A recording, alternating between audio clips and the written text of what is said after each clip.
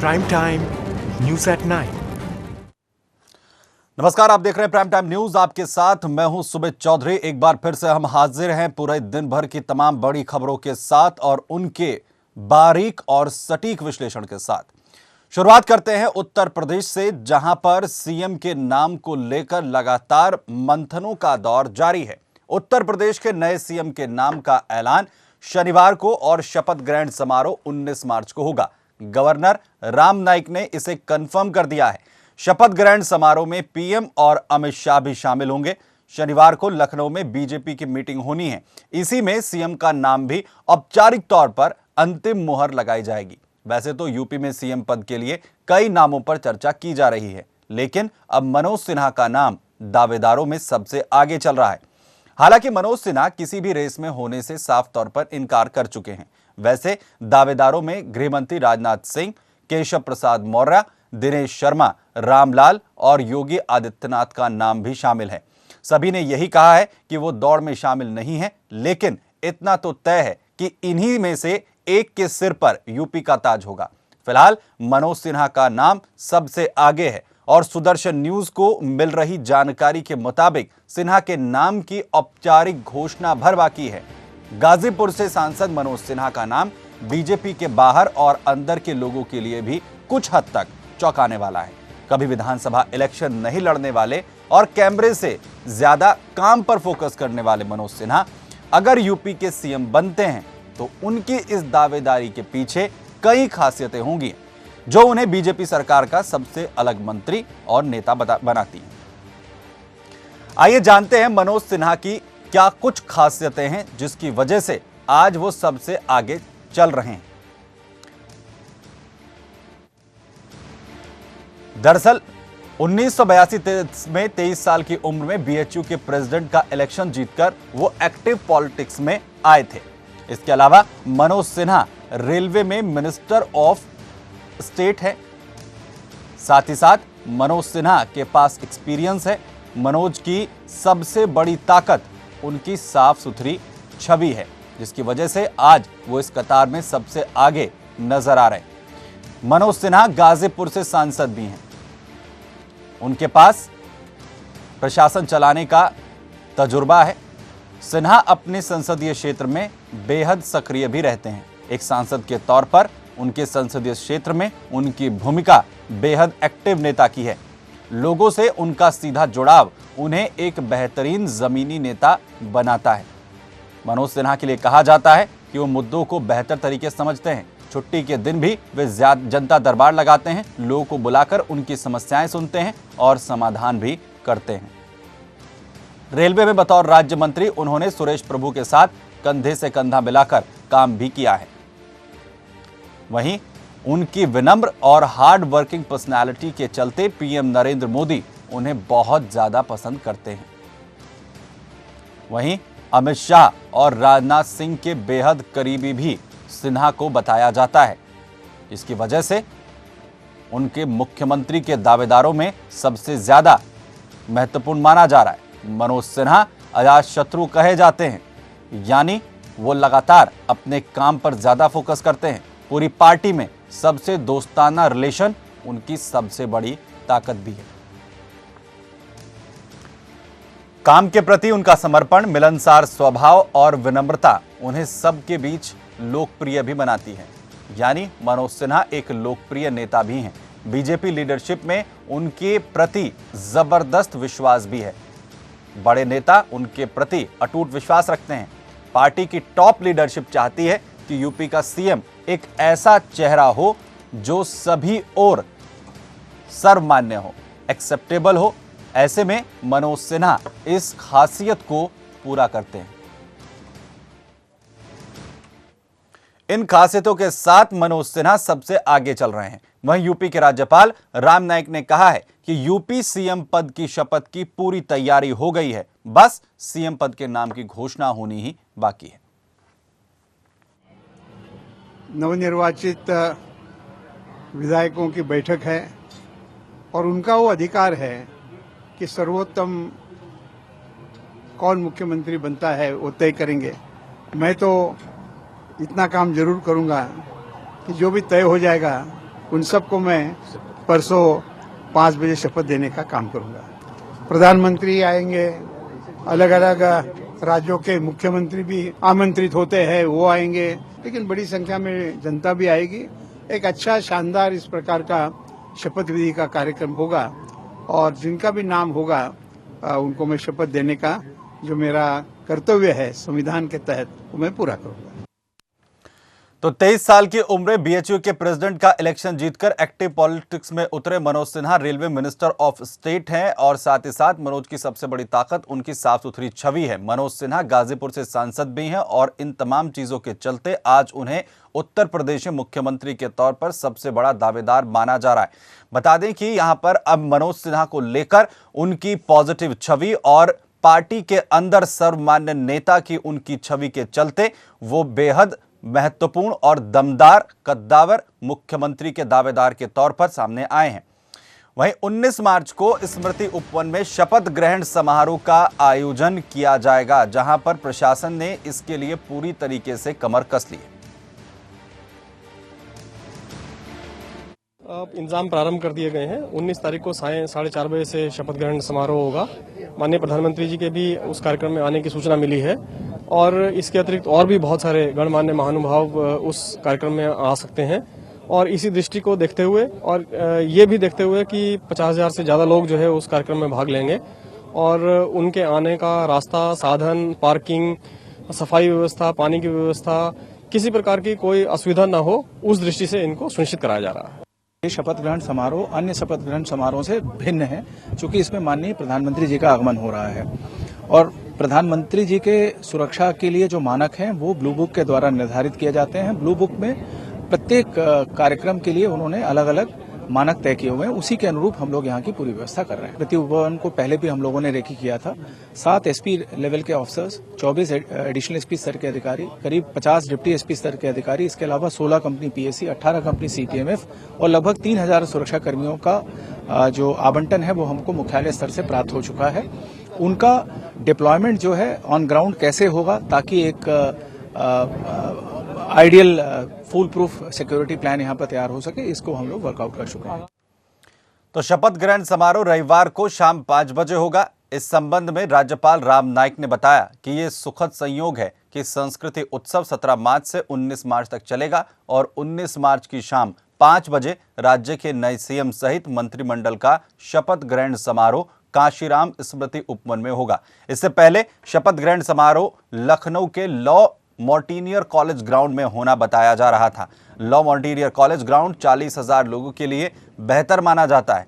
यहां सिर्फ 1500 गाड़ियां खड़ी की जा सकती हैं, बाकी गाड़ियों को सड़क किनारे लगाना होगा, जिससे लोहिया पथ को एक तरफ बंद भी करना पड़ सकता है। इस वजह से लोहिया पथ से लेकर 5 कीडी के आसपास पूरे इलाके में जाम लग सकता है। समारोह में पीएम मोदी के शामिल होने के कारण बड़े स्टेज की जरूरत पड़ेगी। ऐसे में 2 स्टेज भी बनाए जाने की तैयारी की जा रही है। एक स्टेज पर शपथ ग्रहण होगा, जिस पर सीएम के अलावा शपथ लेने वाले विधायक रहेंगे। दूसरा स्टेज पीएम मोदी समेत करीब 30 वीआईपी के लिए बनेगा। अगर स्मृति उपवन में समारोह हुआ तो 9,000 वर्ग मीटर में पंडाल बनाया जाएगा। स्टेज पर पीएम और बाकी वीवीआईपी रहेंगे, जबकि डी में विधायक और वीवीआईपी के बैठने का इंतजाम रहेगा।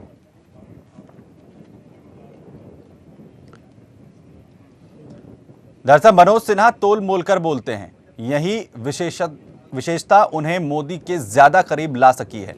वो लगातार काम पर फोकस करते हैं, जो जिम्मेदारी दी जाए उसे ठीक से निभाते हैं। रेलवे में बतौर राज्य मंत्री काम करते हुए उनका काम और समर्पण देखकर प्रधानमंत्री ने उन्हें टेलीकॉम मिनिस्ट्री का अतिरिक्त प्रभार भी दिया है। ऑलराउंडर एफिशिएंसी और पॉलिटिकली स्मार्टनेस उन्हें बेहद अलग लीडर साबित करती है। मनोज सिन्हा एक संतुलित वक्ता भी हैं। वो तोल मोल कर और संतुलन के साथ बोलते हैं। 2017 के इलेक्शंस में वे ऐसे स्टार प्रचारकों में से एक रहे हैं जिन्हें हेलीकॉप्टर दिया गया। विवेक और कुशलता उन्हें मोदी अमित शाह के बेहद करीब लाती है और भरोसे को मजबूत करती है। जाति और सामाजिक समीकरण के बंधन को तोड़कर विकास के रास्ते को तरजीह देने की प्रधानमंत्री की कोशिश हमेशा से रही है। तभी कभी महाराष्ट्र में देवेंद्र फडणवीस, हरियाणा में मनोहर लाल खट्टर और झारखंड में रघुबर दास उभर कर सामने आ जाते हैं। अब यूपी में मनोज सिन्हा के हाथों में कमान आती है तो वही कहानी एक बार फिर से दोहराई जाएगी, जिसमें जातीय समीकरण पर विकास हावी होता दिखेगा।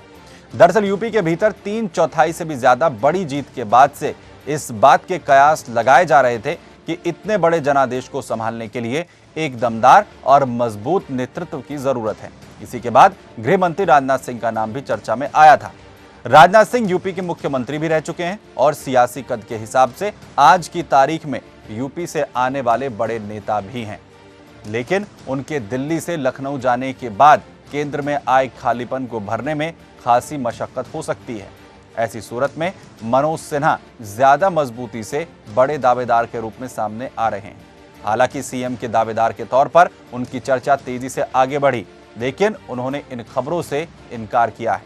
लेकिन सब जानते हैं कि हाईकमान के ऐलान किए बिना कोई ऐसे मामलों पर जबान नहीं खोलता।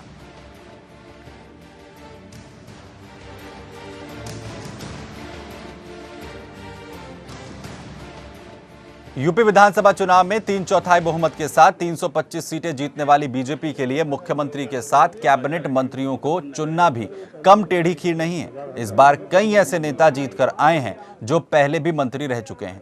इसके अलावा अन्य दलों से आए दिग्गज भी हैं। वे नए विधायक हैं जो हाई प्रोफाइल सीटों से जीतकर विधानसभा पहुंचे हैं। 19 मार्च को होने वाले शपथ ग्रहण समारोह में मुख्यमंत्री के साथ 30 से ज्यादा मंत्री भी शपथ ले सकते हैं। इनमें सबसे पहला नाम है सुरेश खन्ना का। ये शाहजहांपुर से 8वीं बार जीते हैं और पहले ही मंत्री रह चुके हैं। इसके बाद नाम आता है कानपुर से विधायक सतीश महाना का। महाना ने भी 7वीं जीत दर्ज की है और मंत्री पद के दावेदारों में से एक हैं। इसके अलावा उन्नाव के भगवंत नगर सीट से 5वीं बार जीते हृदय नारायण दीक्षित, वीरेंद्र सिंह सिरोही, स्वामी प्रसाद मौर्य, बरेली कैंट से 6ठी बार जीते राजेश अग्रवाल, गोंडा से विधायक रमापति राम शास्त्री, सूर्य प्रताप शाही, मिर्जापुर से विधायक और ओम प्रकाश सिंह के बेटे अनुराग सिंह, सरोजनी नगर से जीतने वाली स्वाति सिंह, ब्रजेश पाठक, राजनाथ सिंह के बेटे पंकज सिंह नेता भी मंत्रिमंडल में शामिल हो सकते हैं।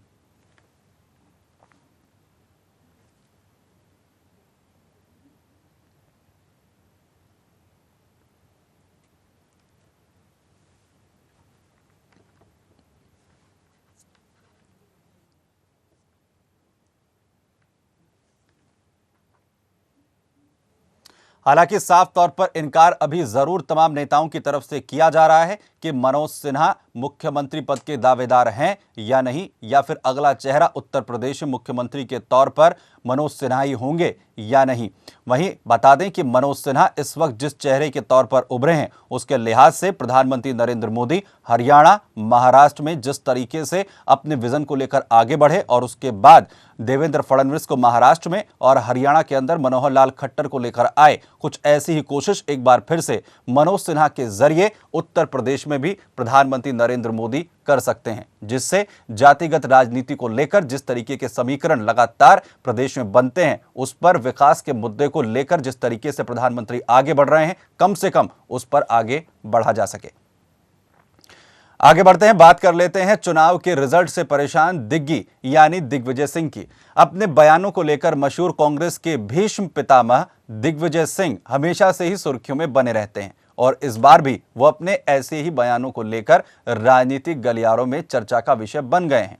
दिग्विजय सिंह गोवा में बीजेपी की सरकार बनने के बाद इस कदर बौखला गए हैं कि उन्हें समझ नहीं आ रहा है कि वो किसे क्या कहें और अपने मन की व्यथा किससे साझा करें।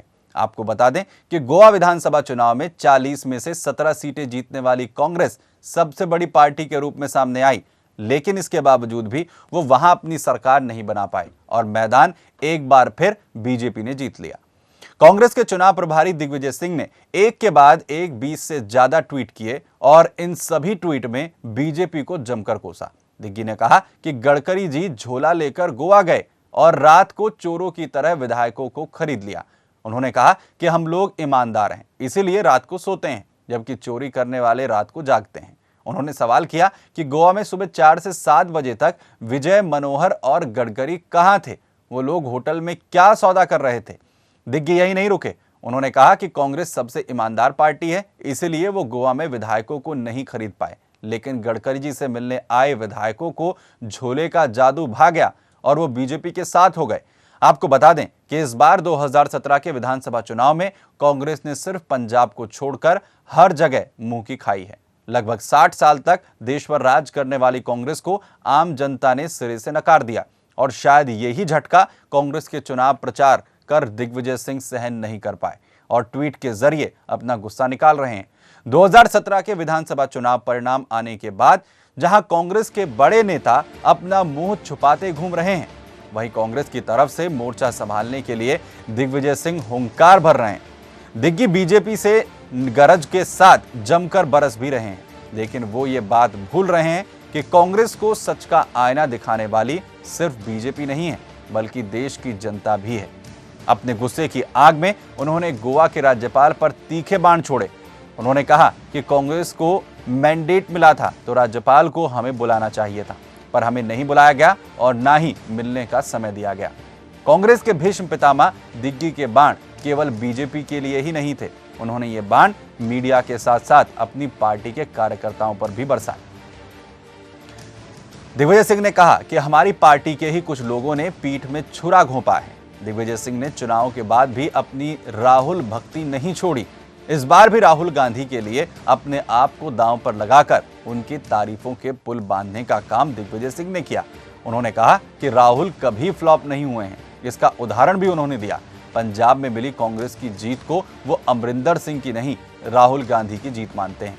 उनका मानना है कि पंजाब के लोग भले ही इसके पीछे अमरिंदर सिंह का नाम ले रहे हैं, लेकिन राहुल जी चल रहे हैं।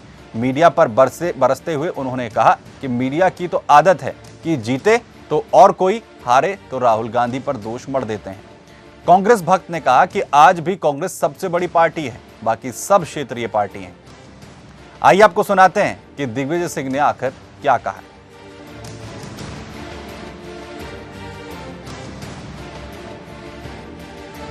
Usually the pro tem speaker is the senior most parliamentarian or a legislator. Here in this house it was Mr. Kamal Nath who gave the oath. In Goa she again reversed this, and who was chosen? The junior most MLA who has not even completed one term, who was the OSD to Mr. Parikar. Now, is the conduct of Governor of Goa constitutional, legitimate, legal? No. I am going to raise this issue in the House today, and I will go to the Honourable President and complain against her that she should be immediately. Goa में 40 में से 17 सीटें जीतकर भी सरकार नहीं बना पाई कांग्रेस। गोवा में बीजेपी को मिले थे केवल 13 सीटें। अन्य विधायकों ने उन्हें समर्थन दिया। दिग्विजय सिंह ने कहा कि गोवा में बीजेपी ने विधायकों को खरीद लिया है। दरअसल कांग्रेस की हार के लिए अपने कार्यकर्ताओं और मीडिया को उन्होंने कोसा। उन्होंने कहा कि पंजाब की जीत राहुल गांधी के कारण हुई है। अब आपको बताते हैं कि चुनाव हार से हताश दिग्विजय सिंह ने मीडिया को क्या कहा। उन्होंने मीडिया पर आरोप लगाते हुए कहा कि सबकी नज़र में सबसे बड़ा खलनायक दिग्गी है और इसी से उन्होंने नाराजगी है, क्योंकि मैं बीजेपी और संघ को कोसता हूं, इसीलिए सबके टारगेट पर मैं ही रहता हूं। वहीं यूपी चुनाव में बीजेपी को मिली जीत का कारण भी दिग्विजय सिंह ने निकाल लिया। उन्होंने कहा कि बीजेपी बिना हिंदू मुसलमान के चुनाव लड़ ही नहीं सकती। आरएसएस शिशु मंदिर से ही बच्चों के मन में मुसलमानों और ईसाइयों के प्रति द्वेष भर देते हैं, लेकिन हम ऐसा नहीं करते हैं। हम देश में हिंदू मुसलमान नहीं करते। बीजेपी पर आरोप लगाते हुए दिग्विजय ने कहा कि गोवा में बीजेपी के गडकरी झोला भरकर ले गए थे और विधायकों को खरीद लिया, लेकिन हम ईमानदार हैं और ऐसा नहीं करते हैं।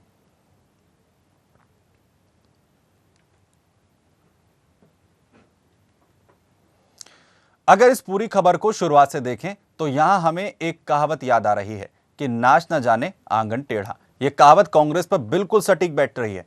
विधानसभा चुनाव में जनता ने कांग्रेस को सिरे से नकार दिया है। जहां कांग्रेस के गढ़ थे वहां भी कांग्रेस अपनी साख नहीं बचा पाई। अपने आप में चिंतन मनन करने के बजाय कांग्रेस बीजेपी और मीडिया को कोस रही है। 60 सालों तक देश पर राज करने वाली कांग्रेस आज अपनी जमीन बचाने में लगी हुई है। हमें लगता है कि कांग्रेस पार्टी को इस बात पर फोकस करना चाहिए कि उन्होंने ऐसा क्या काम किया कि जनता ने उन्हें साथ नहीं दिया है, और बीजेपी ने ऐसे क्या काम करे हैं कि देश की जनता ने उन्हें खुलकर अपना समर्थन दिया है। यहां हम दिग्विजय सिंह के लिए भी एक बात कहना चाहेंगे कि उन्हें लगता है कि नेता रात को सोते हैं और दिन में काम करते हैं, लेकिन ऐसा नहीं है। उनको ये पता होना चाहिए कि उनकी ही कांग्रेस पार्टी के प्रधानमंत्री जवाहरलाल नेहरू केवल 4 घंटे सोते थे और बाकी समय वो देश के लिए काम करते थे। तो क्या ऐसे में कांग्रेस नेताओं को उनसे नसीहत नहीं लेनी चाहिए? लेकिन शायद ये नसीहत कांग्रेस की जगह बीजेपी के नेताओं ने ले ली और देश की सेवा करने के लिए गोवा में भी सरकार बना ली। आगे बढ़ते हैं, बात कर लेते हैं ताजमहल की। दुनिया का 7वां अजूबा कहे जाने वाला ताजमहल अब खूंखार आतंकी संगठन आईएस के निशाने पर है। इस संगठन की विचारधारा से प्रभावित एक ग्रुप ने अपनी वेबसाइट पर ताजमहल का फोटो लगाकर उसके नीचे लिखा है न्यू टारगेट, यानी नया निशाना। इस बात की जानकारी मिलने के बाद केंद्र और प्रदेश की खुफिया एजेंसियां हरकत में आ गई। गृह मंत्रालय ने अलर्ट जारी कर दिया। आगरा पुलिस ने इस धमकी को गंभीरता से लेते हुए न केवल ताजमहल की सुरक्षा बढ़ा दी है, बल्कि आसपास के ताजगंज इलाके में भी चौकसी पहले से ज्यादा कर दी गई है। एक लिंक सबको सर्कुलेट किया गया है जिसमें ताजमहल को टारगेट मानकर उसके ऊपर अटैक करने की बात है। इस पूरे प्रकरण को बहुत गंभीरता से हमने लिया है और ताजमहल की सुरक्षा व्यवस्था बढ़ा दी गई है। लगातार वहां पर हमारे सीनियर अधिकारी मूवमेंट और सुपरविजन कर रहे हैं। बहुत जल्दी जिसके भी द्वारा ये सर्कुलेट किया गया उसको भी बहुत जल्दी गिरफ्तार करेंगे। कि हमारी QRT, हमारी क्विक रिस्पांस टीम्स, हमारी एंटी टेररिस्ट स्क्वाड्स के कमांडोज और हमारे PAC के जवान, सिविल पुलिस बिल्कुल तत्पर हैं और किसी प्रकार की कोई भी घटना नहीं होने दी जाएगी। देखिए, ऑलरेडी ताजमहल एक बहुत ही सेंसिटिव जोन माना जाता है और उसके सिक्योरिटी के लिए विशेष व्यवस्थाएं ऑलरेडी इन प्लेस हैं। ताजमहल की पूरी सिक्योरिटी सेंट्रल पैरामिलिट्री फोर्स के कंट्रोल में है। CISF उसकी इमीडिएट सिक्योरिटी देखता है और जो उसके आउटर कॉर्डन्स हैं वहाँ पे सिविल पुलिस रहती है, PAC का डिप्लॉयमेंट रहता है और उसमें इस पूरे डिप्लॉयमेंट को हमने और स्ट्रेंथन कर दिया है। चेकिंग बढ़ा दी गई है। जो गाड़ियाँ आ जा रही हैं उसके आवागमन पर हम लोग नजर रख रहे हैं। जितने होटल्स हैं, जितने यहाँ पर धर्मशालाएं हैं, वहाँ पर चेकिंग अभियान को चालू कराया गया है। जो ये बात आपने रखी ISIS वाली, इसकी जानकारी पुलिस प्रशासन को है, CISF को है और हम लोग वो सारे एहतियात, वो सारे सिक्योरिटी मेजर्स ले रहे हैं जिससे कि हम इस इंटरनेशनल मॉन्यूमेंट को सुरक्षित रख सकें। दरअसल दुनिया भर में आतंक फैला रहा आतंकी संगठन ISIS अब भारत को भी दहलाने की साजिश में जुटा हुआ है। IS ताजमहल को निशाना बनाने की कोशिश में है। IS समर्थित अहवाल उम्मत मीडिया सेंटर ने एक ग्राफिक्स जारी किया है जिसमें भारत पर हमलों के साथ ही ताजमहल को भी उनके टारगेट पर दर्शाया गया है। आतंकी संगठनों को ऑनलाइन मॉनिटर करने वाले अमेरिका की साइट इंटेलिजेंस ग्रुप ने बुधवार को अपनी वेबसाइट पर यह फोटो लगाई है। ताजमहल पर आतंकी हमले की खबर से सुरक्षा एजेंसियां अलर्ट हो गई हैं। पिछले साल नवंबर में भी अमेरिकी विदेश विभाग ने भी भारत को IS के संभावित हमले को लेकर आगाह किया था। आपको बता दें कि सुरक्षा एजेंसियों के अनुसार अब तक करीब 75 भारतीय आतंकी संगठन IS में शामिल हो चुके हैं। इनमें से ज्यादातर युवक महाराष्ट्र, केरल और कर्नाटक के रहने वाले हैं, जबकि अन्य युवक विदेश में रहने वाले भारतीय हैं। अब आपको दिखाते हैं IS के जरिए अपलोड किए गए ग्राफिक्स में क्या कुछ दिखाया गया है और इस घटना कम के बाद केंद्र सरकार और राज्य सरकार किस तरह से हरकत में आई है। दरअसल धमकी भरा ग्राफिक्स में 14 मार्च को साइट पर अपलोड किया गया है। कम्युनिकेशन ऐप के जरिए यह हजारों मोबाइलों में भी पहुंच चुका है। इस ग्राफिक्स में सुसाइड अटैक की धमकी दी गई है। ग्राफिक्स में यह भी दिखाया गया है कि हमला किस तरह से किया जाएगा। शनिवार से ताज महोत्सव शुरू हो रहा है जिसमें काफी संख्या में भीड़ होती है। ऐसे में ताजमहल की सिक्योरिटी बड़ी चुनौती है। सिक्योरिटी के लिए एक कंपनी PAC भी लगा दी गई है। ताजमहल की सिक्योरिटी में लगी टीम को अलर्ट कर दिया गया है। ताजगंज में पुलिस मूवमेंट भी बढ़ा दी गई है। वहीं होटलों में चेकिंग भी लगातार पुलिस की तरफ से की जा रही है। सुरक्षा एजेंसियां भी पूरी तरीके से चौकस हैं। 4 वॉचिंग टावर से हर वक्त ताज की निगरानी भी लगातार की जा रही है। वहीं नाइट विजन कैमरों से लैस 12 जवान आसपास के इलाकों की चौकसी लगातार कर रहे हैं। वहीं हर फ्लाइट को तुरंत अलर्ट देने का ऑर्डर भी दे दिया गया है।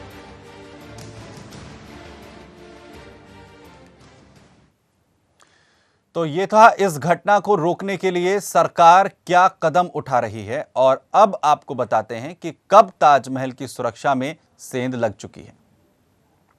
दरअसल 23 फरवरी 2017 को एक टूरिस्ट ने सुबह ताज और उसके प्रतिबंधित क्षेत्र में ड्रोन उड़ाया था। इस बात का पता चलने पर पुलिस और खुफिया एजेंसियों में खलबली मच गई थी। इसके अलावा 3 फरवरी 2017 ताजमहल की सुरक्षा में एक युवक के सेंध लगाने का मामला सामने आया। सुरक्षा एजेंसियों की अलर्टनेस की वजह से युवक की कोशिश नाकाम रही। वहीं 6 नवंबर 2016 एक कार पुलिस की 2 बैरिकेड को क्रॉस करते हुए आगे निकल गई। सुरक्षा के निर्देशों के बाद भी पुलिसकर्मी उस संदिग्ध की कार रोकने में नाकाम रहे। वहीं टूरिस्ट बस ने शाम के समय ताज की सुरक्षा में सेंध लगाई। मामला 22 मई 2016 का है, जिसमें 2 बैरियर पार कर मिनी बस पूर्वी गेट रोड स्थित शीला होटल तक पहुंच गई। इससे सुरक्षा कर्मियों में हड़कंप मच गया। 29 अप्रैल 2016 3 युवक ताज के वॉच टावर पर चढ़ गए। हालांकि सीआईएसएफ की सतर्कता से तीनों को गिरफ्तार कर लिया गया। वहीं 17 मार्च 2015 ताजमहल के ऊपर से होकर पैराशूट गुजरा। ताज की संवेदनशीलता को देखते हुए ऐसे किसी तरह की उड़ान पर प्रतिबंध है, लेकिन वहां पैराशूट कैसे पहुंचा इसका पता नहीं चला।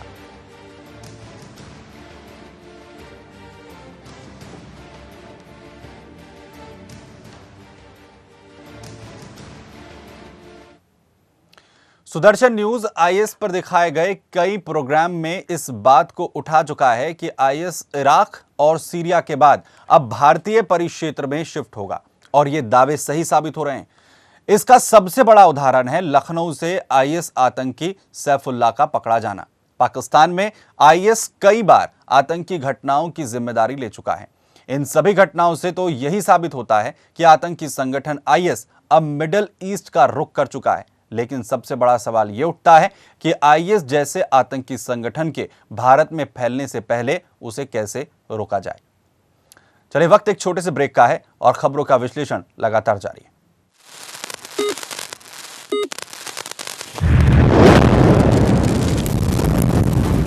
Prime Time News at Night.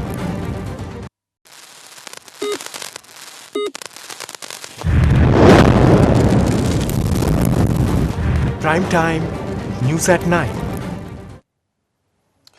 Break के बाद स्वागत है। आगे बढ़ते हैं खबरों में। बांग्लादेश हो, पाकिस्तान हो या दुनिया का कोई भी देश, हर जगह पर हिंदुओं को अत्याचार सहने पड़ते हैं।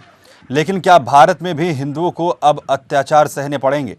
एक ऐसा ही मामला सामने आया है देश की राजधानी दिल्ली के यमुना पार के घड़ोली एक्सटेंशन हरिजन बस्ती यानी मुल्ला कॉलोनी से, जहां कुछ कट्टरपंथी मुस्लिमों की वजह से यहां पर रह रहे हिंदुओं को पलायन करना पड़ रहा है। कट्टरपंथी मुस्लिमों का अत्याचार इतना बढ़ गया है कि उन्होंने वहां के शिव मंदिर पर भी हमला बोल दिया है। वहां के स्थानीय लोगों का कहना है कि मुस्लिम आबादी के बीच बना ओम शिव मंदिर के पास मांस के टुकड़े फेंके गए और साथ ही मंदिर की संचालिका साध्वी शकुंतला देवी पर तेजाब भी फेंकने की कोशिश की गई, लेकिन वो किसी तरह से बच गई।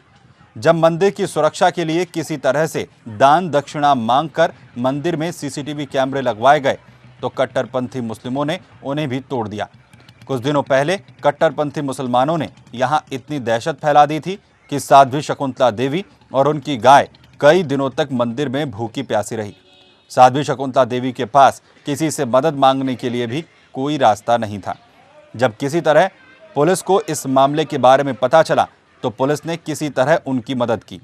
जानकारी के मुताबिक 7 मार्च को रात्रि में मंदिर में प्रसाद चढ़ाने आए हरिजनों पर मुस्लिमों ने हमला कर दिया, लेकिन पुलिस ने इस मामले को कुछ नहीं किया।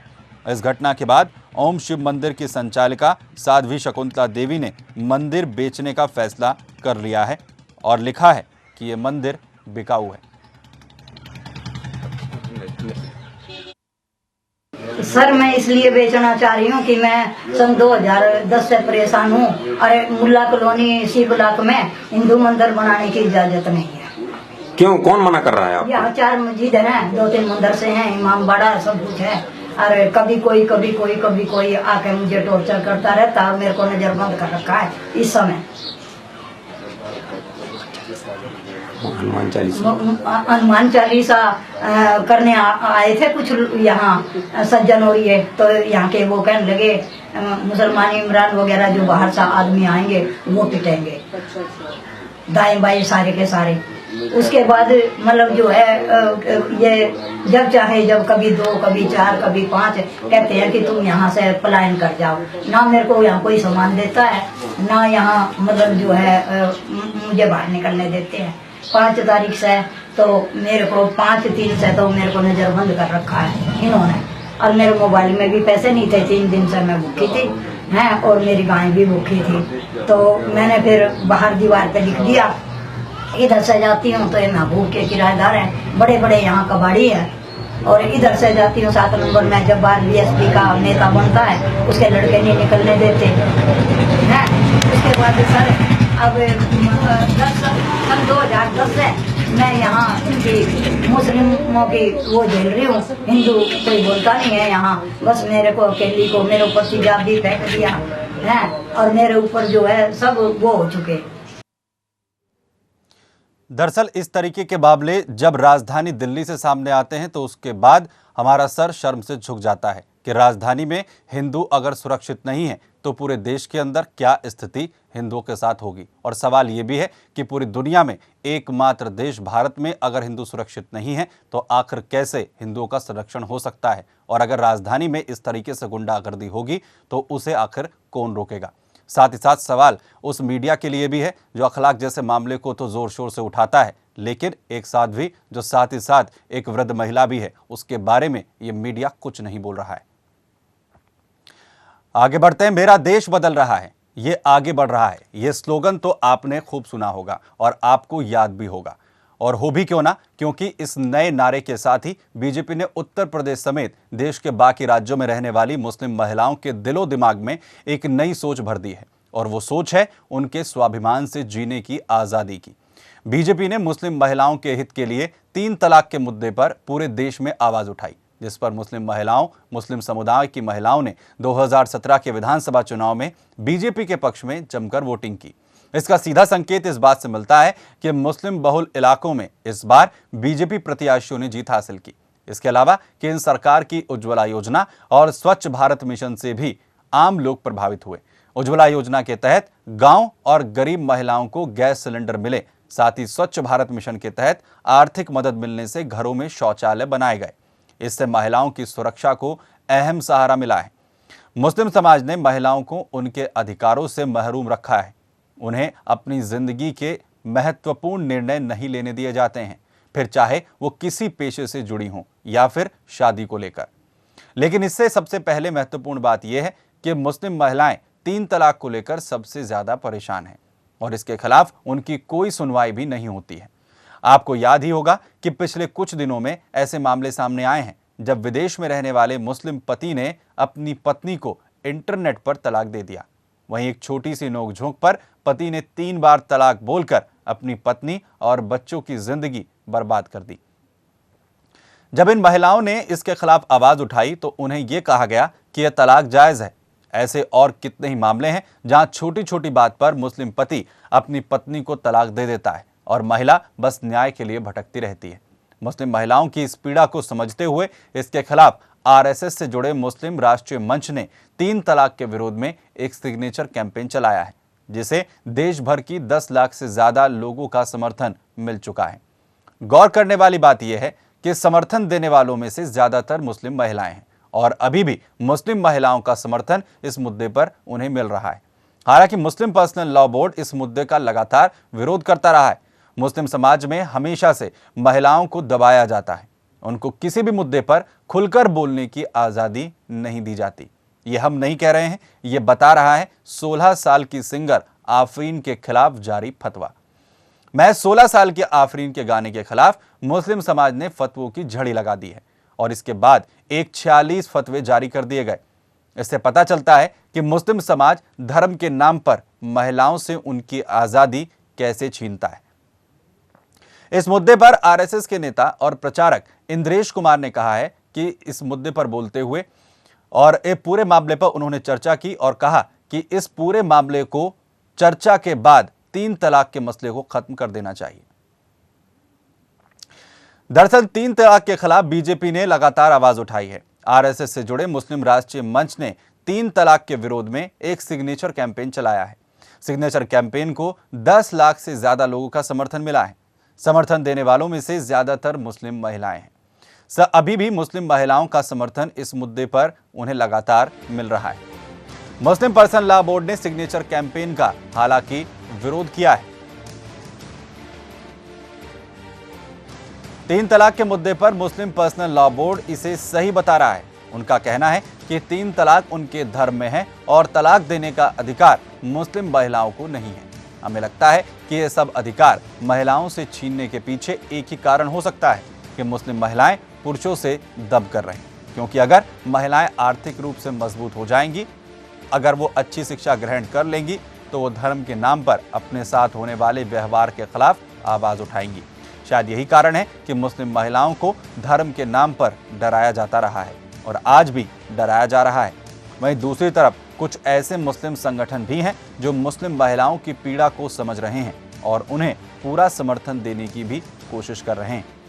मुस्लिम राष्ट्रीय मंच के राष्ट्रीय समन्वय मोहम्मद अफजल ने सिग्नेचर कैंपेन का समर्थन करते हुए कहा कि देश में बदलाव आ रहा है, महिलाएं अपनी आजादी के लिए जागरूक हो रही हैं।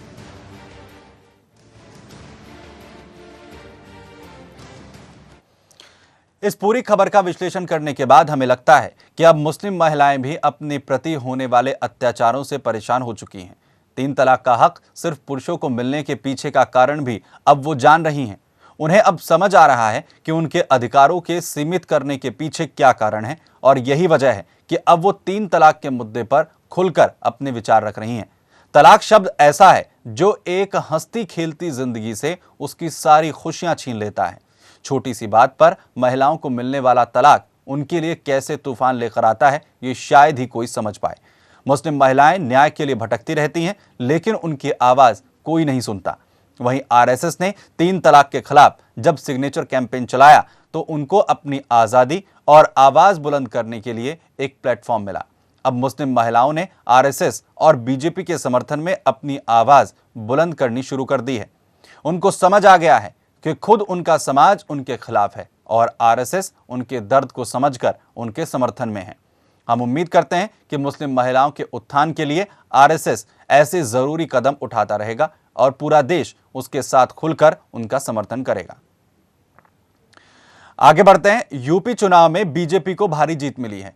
माना जा रहा है कि अब नरेंद्र मोदी अपने इकोनॉमिक रिफॉर्म्स के मुद्दे पर तेजी से आगे बढ़ सकते हैं। मोदी की इस जीत को एक तरह से नोटबंदी का तोहफा भी बताया जा रहा है।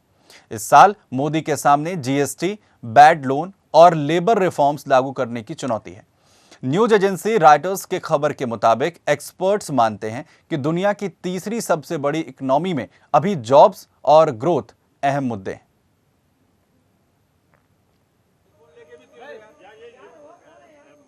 दरअसल पीएम मोदी के पास यूपी विधानसभा चुनाव में मिली भारी जीत के बाद अब अपने आर्थिक सुधार एजेंडे को आगे बढ़ाने का मौका है। उत्तर प्रदेश के वोटर्स ने यूपी में 1977 के बाद पहली बार इतनी भारी बहुमत दिया है। पिछले बार नवंबर में अचानक लिए गए नोटबंदी के फैसले के बाद यूपी के वोटर्स के जरिए इतनी सीटें देना आर्थिक सुधारों के लिए बीजेपी को शुभकामना भी माना जा सकता है। अनटैक्स धन और भ्रष्टाचार के जरिए की गई कमाई को खत्म करने के लिए उठाए गए विमुद्रीकरण के फैसले से लोगों के दैनिक जीवन पर भारी असर देखने को मिला था। हालांकि यूपी चुनाव के नतीजों को देखकर कहा जा सकता है कि वोटर्स पीएम मोदी की उस बात से सहमत हैं कि नोटबंदी का सबसे ज्यादा असर अयोग्य अमीरों पर पड़ा है। एक्सपर्ट्स का मानना है कि गरीबों के मसीहा के रूप में नए जनादेश के साथ पीएम मोदी को एशिया की तीसरी सबसे बड़ी इकोनॉमी में ग्रोथ और जॉब्स के लिए आर्थिक सुधारों को लागू करने में काफी संघर्ष करना पड़ेगा। अब आपको बताते हैं कि सरकार की प्रायोरिटी आखिर क्या कुछ होगी। दरअसल प्रायोरिटी की अगर बात की जाए तो जीएसटी उसमें सबसे आगे है। गुड्स एंड सर्विसेज टैक्स को जुलाई तक लागू यहां पर करना है। इसमें टैक्स के 4 स्लैब 5%, 12%, 18% और 28% रहेंगे। कारों, सॉफ्ट ड्रिंक्स और तंबाकू प्रोडक्ट्स जैसे लग्जरी आइटम्स पर लेविस टैक्स लगाने का भी प्रोविजन है। इससे राज्यों को पहले 5 सालों में रेवेन्यू लॉस की पूर्ति की जा सकेगी। केंद्र और राज्य सरकारों ने जीएसटी विधेयक के अंतिम रूप को अपनी स्वीकृति दे दी है।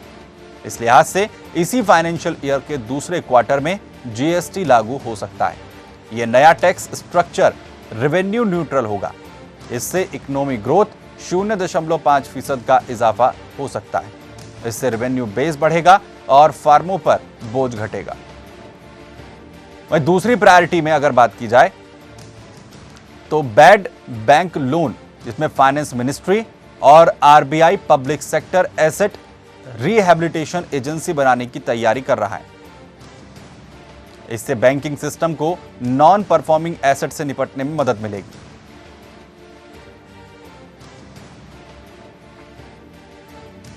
दरअसल फाइनेंस मिनिस्ट्री और आरबीआई ने अफसरों को इस पर तुरंत एक्शन लेने के लिए कहा भी है।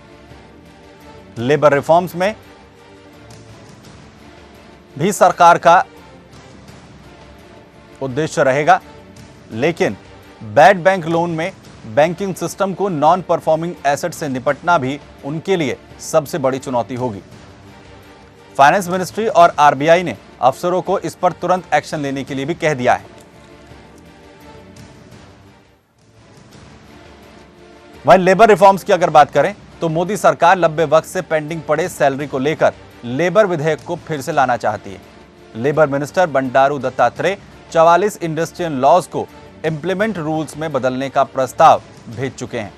सरकार जुलाई में होने वाले पार्लियामेंट्री सेशन में लेबर रिफॉर्म्स को ला सकती है।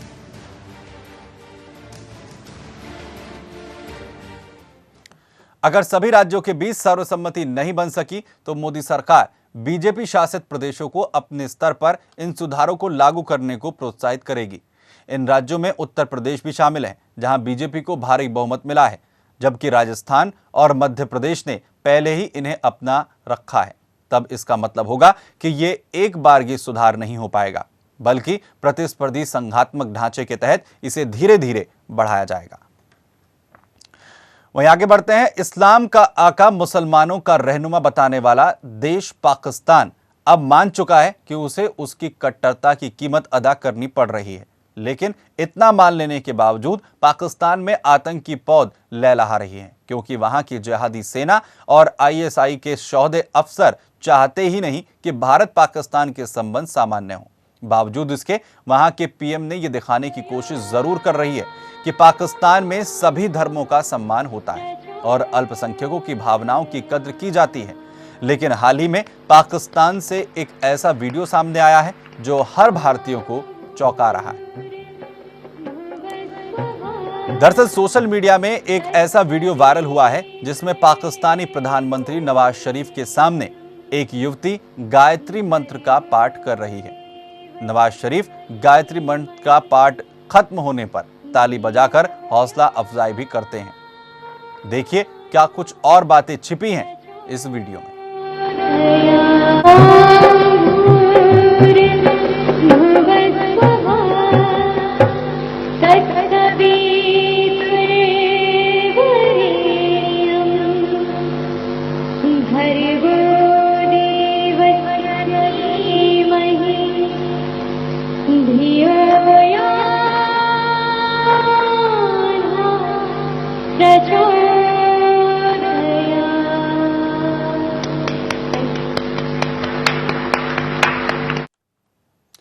पाकिस्तान भारत की नीतियों से किस कदर डरा हुआ है, ये बात इस वीडियो से साफ पता चल रही है। हमेशा ही भारतीयों और हिंदुओं के खिलाफ जहर उगलने वाले पाकिस्तान में किस तरह से भारतीय त्योहार होली को मनाया गया, ये इस बात का सबूत है कि पाकिस्तान इस समय भारी दबाव में है।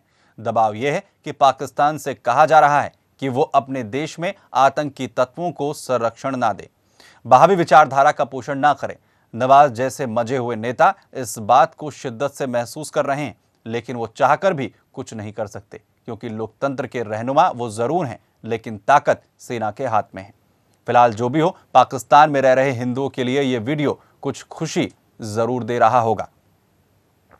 इसी के साथ आज के प्राइम टाइम न्यूज में इतना ही। सुदर्शन न्यूज पर खबरों का सिलसिला लगातार जारी है। जय हिंद।